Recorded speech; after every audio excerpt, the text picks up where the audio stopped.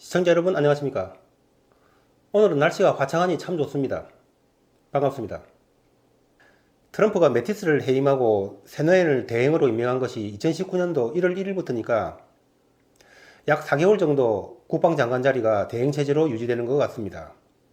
국방력을 특히 중시하는 미국의 국방장관 자리가 4개월째 공석으로 있다는 것은 상당히 이례적인 일로 봐야 될 것 같습니다.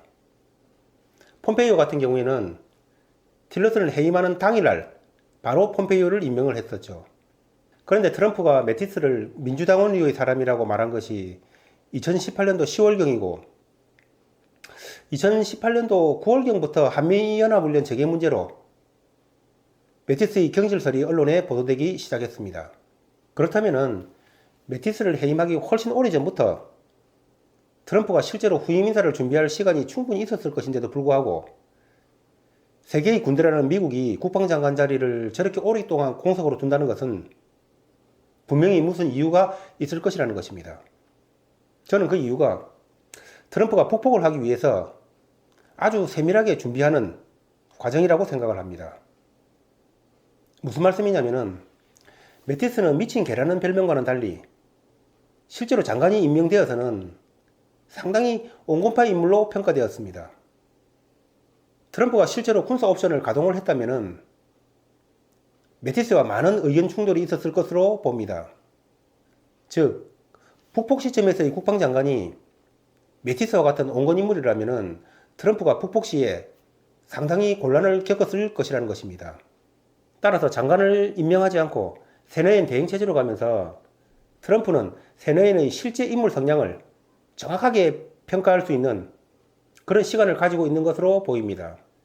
즉, 새노엔이 군사 옵션에 적합한 인물이면은 새노엔으로 북폭을 밀어붙이고, 만약에 새노엔이 군사 옵션에 적합한 인물이 아니라면은 그때 가서 장관을 임명한다면은 트럼프로서는 바로 장관을 임명했을 때보다는 한 번 더 인물을 선택할 기회를 가지게 되는 것일 것입니다. 트럼프가 북폭 문제에 그만큼 치밀하게 준비를 하고 있다고 봐야 될 것입니다. 그게 아니라면은 하루라도 비워둘 수 없는 중요한 국방장관 자리를 7개월 넘게 충분히 준비할 시간이 있었음에도 불구하고 저렇게 공석으로 놔둘 리는 없을 것이라는 것입니다. 아울러 새노엔의 입장에서도 대행보다는 장관으로 임명되기 위해서 트럼프에게 더 충성할 요인도 있을 것입니다. 즉, 승진이라는 요인 때문에 장관보다는 대행이 트럼프의 명령을 충실히 수행할 확률이 더 높다는 뜻입니다. 실제로 새노엔이 1일 하원 청문회에 출석해서 이런 말을 했습니다.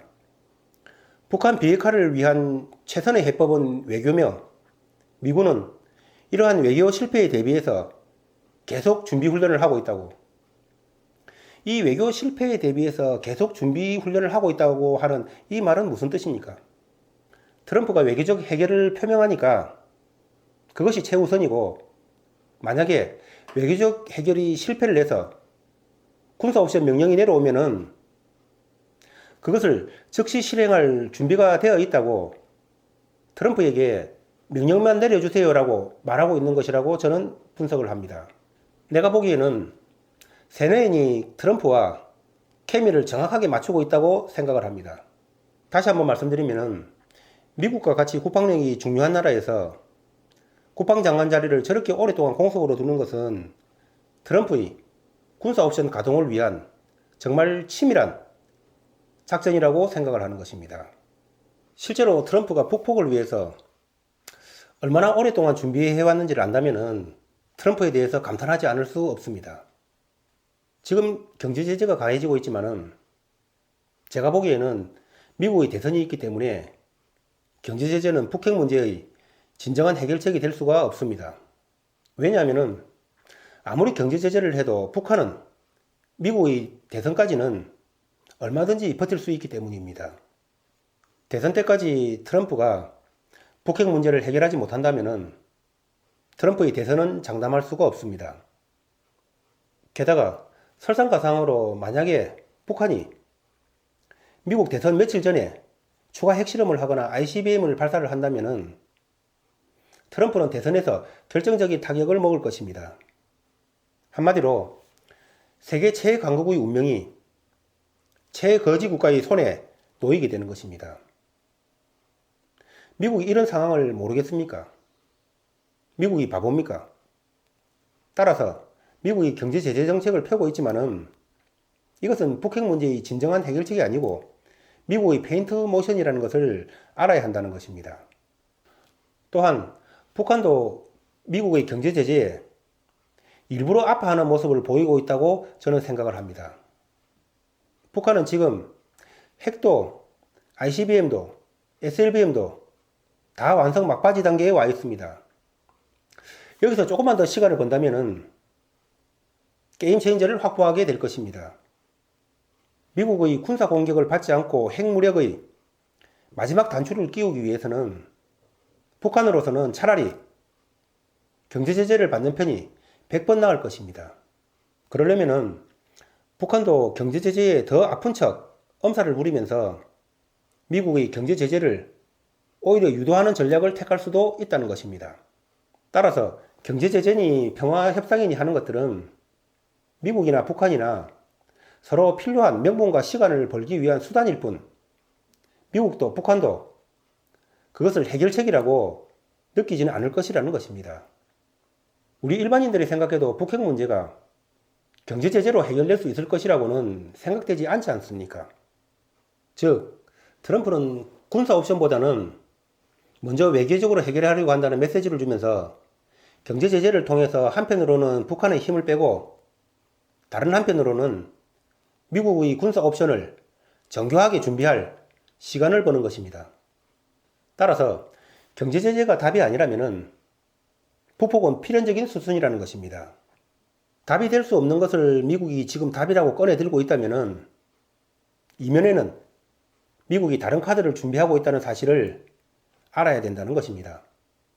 트럼프는 취임 초기에 군사 옵션에 대해서 우리가 얼마나 많이 준비했는지를 알게 된다면은 놀라게 될 것이라는 말을 했습니다.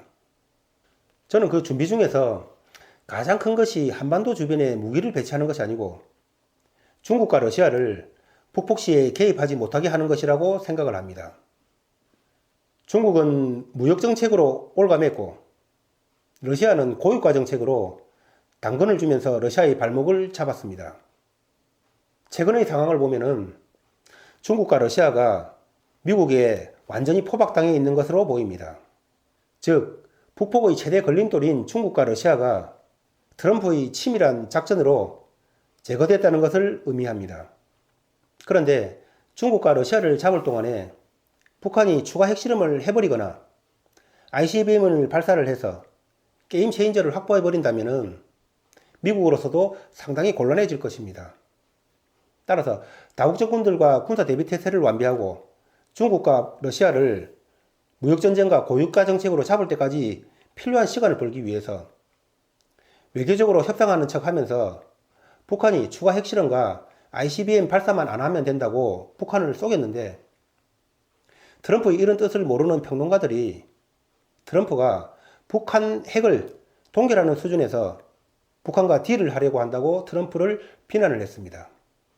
즉, 트럼프가 북한이 추가 핵실험과 ICBM 발사만 없으면 된다고 하는 말은 기존의 핵과 ICBM을 인정하겠다는 뜻이 아니라 트럼프가 시간을 벌기 위해서 외교적으로 물렁하게 보이는 트럼프의 속임수라는 것입니다.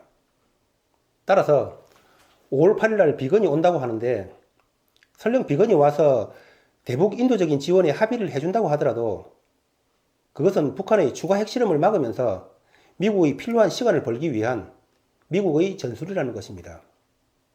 트럼프는 또 동시에 경제제재를 명분으로 한반도를 다국적군이 포위하는 상황으로 만들어버렸고 일본과 괌을 초거대 항모로 변신시켰습니다.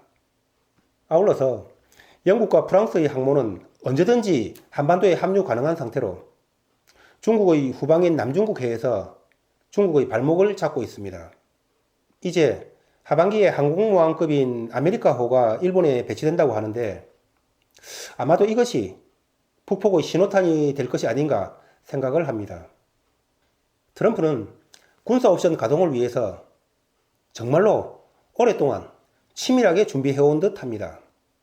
바둑을 두다 보면은 하수일수록 상대방의 말을 잡으러 올 때에 아무런 준비도 없이 바로 잡으러 옵니다.